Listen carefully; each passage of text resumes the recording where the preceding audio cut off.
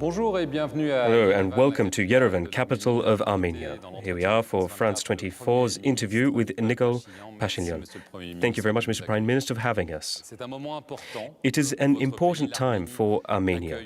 Armenia is hosting the 17th Summit of Francophonie, and it is just as important because you only recently came to power following the Velvet Revolution. So for you, it was essential to be able to show that Armenia, under your authority, is capable of organizing such a logistically complex summit. Well, actually, the Republic of Armenia is not under my control as such.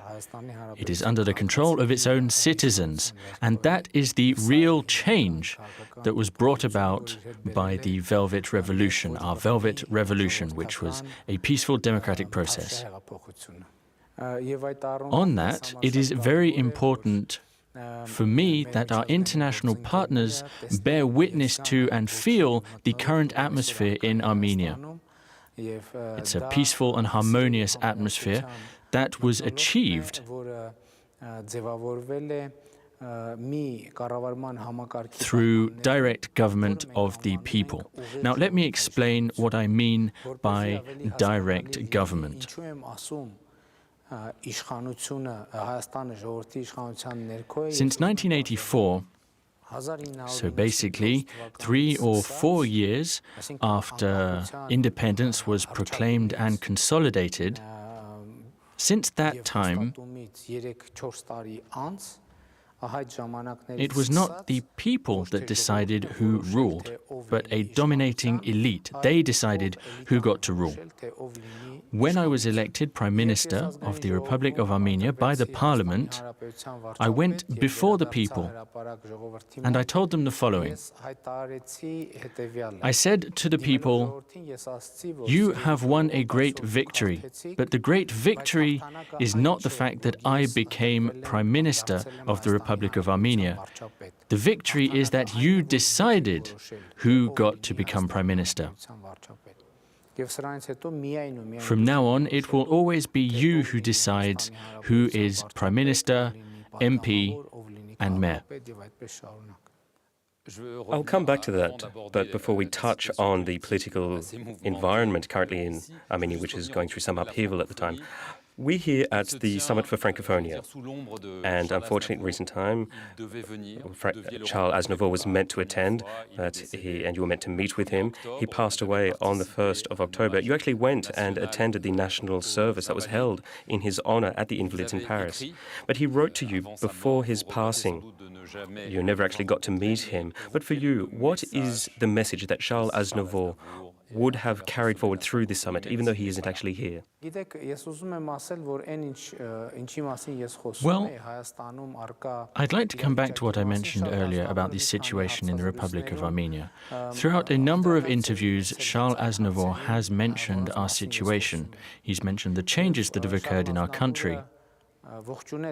Charles Aznavour did note the transformation that occurred in our country, and I am sure that he would have been delighted to be with us here for the opening of the Summit of Francophonie, the 17th edition in Yerevan.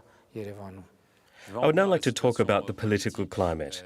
It's quite a challenging climate at the moment. Over the past few weeks, there has been a new head-to-head between you and the Parliament which is still dominated by the opposition. You said that you were going to step down to call snap elections. Do you think that today you have won this battle, this head-to-head, and that the other parties have accepted the fact that there will be snap elections by the end of the year, obviously around December? 3 out of the 4 parliamentary factions have said that they would not oppose the snap elections.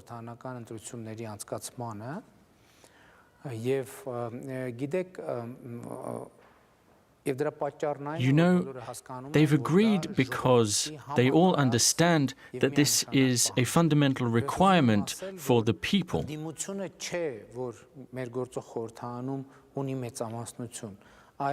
The opposition does currently hold sway in the parliament, but it is actually the old power that has majority. The citizens of the Republic of Armenia are not only against the old authorities, but also against the situation that they created. And the situation has become untenable. I can say with full certitude that the elections will occur. Have you already set a date for the elections? And have you set a date for the date you will resign on for the elections to be able to be held?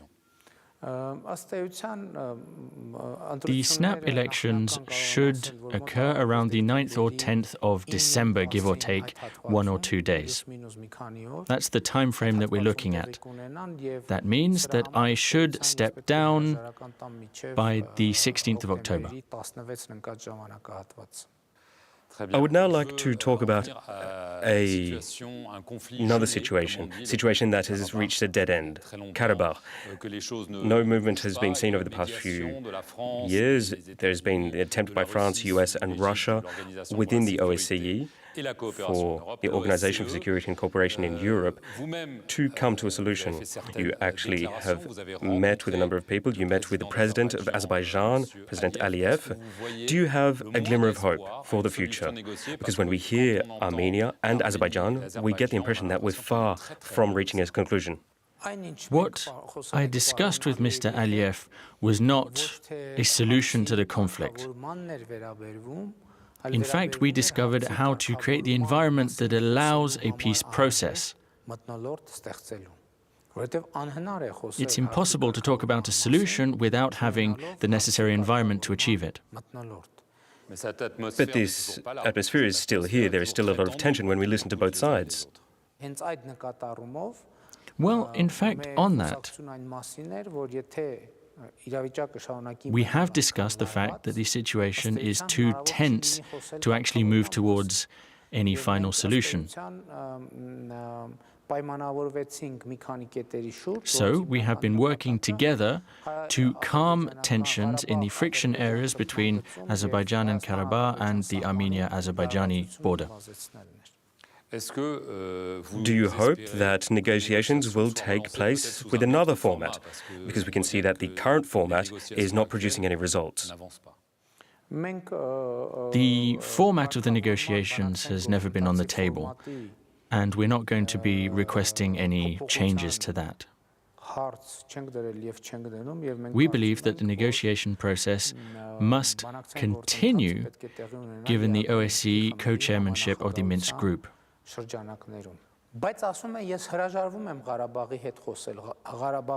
They don't want to talk with the representatives of Karabakh. How is it possible that Karabakh remains under the authority of Azerbaijan if Azerbaijan doesn't even want to talk with them, with the people who live in Karabakh? This clearly shows that what Azerbaijan wants to do with Karabakh is to get the land but not the people who live there. Their main concern is to cleanse Karabakh of the people who live there. I would now like to talk about relations with Russia. Russia plays a considerable role within Armenia. There's a military base, quite a considerable sized military base on the national soil. You've actually met President Putin a number of times. I even saw that you even called him to wish him a happy birthday. Also, on a number of occasions, you said that it is important to respect sovereignty, state sovereignty, respect the principle of non-interference. In the West, we often talk about Russian interference, be it in the Ukraine, in US elections, or in other realms. Do you fear that Russia, maybe because you are currently tackling corruption that may touch upon Russian interests, do you therefore fear that Russia may seek to interfere in Armenian affairs? A lot has been said about the presence of the Russian base 102 in Armenia. This supposedly proves restricted sovereignty of Armenia. But let me tell you that, as the country stands today, it is no less independent than France is, for example. Given the current situation, I see myself as the warden of Armenia's self-determination. I'm delighted that all of our partners, including Russia, fully respect Armenia's independence. But you don't have fears? We know, for instance, that Vladimir Putin had a tough time coming to terms with the end of the Soviet Union, also dealing with the number of revolutions, like in Ukraine. And you, when you came to power, you said that you were going to fight against corruption. And Moscow actually criticized you on a number of points. Yes, absolutely. But let me tell you, there are currently ongoing investigations on Russian companies in Armenia. There are ongoing investigations into French companies in Armenia. There are ongoing investigations into corruption of German companies in Armenia. And these are investigations into corruption into German companies in Armenia. I can absolutely tell you that authorities, including the Russian president, fully support our fight against corruption.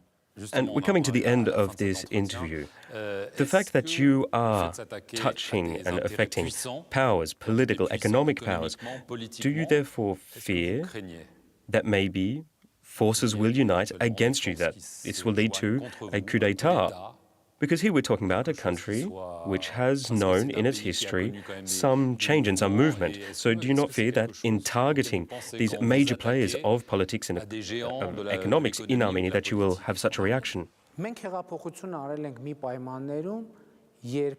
When this revolution happened, we had no support from the armed forces. We were working with our bare hands, whereas the authorities had the police forces, the national security forces, the oligarchs' bodyguards, the mafia, and they had all sorts of means of leverage.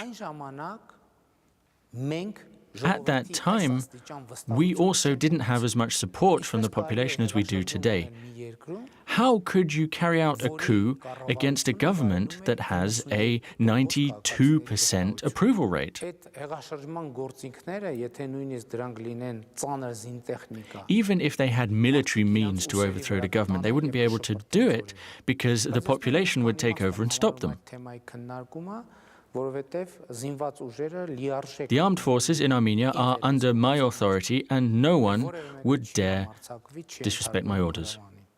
Thank you very much, Mr. Prime Minister. I would just like to state for the record that we did actually carry out this interview in Armenian. That way, you were able to express yourself as very clearly and precisely as possible on such delicate topics. But Armenia is part of Francophonia and is the host of the 17th Summit for Francophonia. So thank you very much, Mr. Prime Minister, for having us with you. Thank you very much. It was a real pleasure for me to be in this interview. I would like to wish you a very warm welcome to Armenia, and I am absolutely sure that this summit will be a great moment for the French-speaking world and will be a great success for the International Francophonia Organization. Thank you very much. Thank you for tuning in. Here we are in Yerevan, capital of Armenia.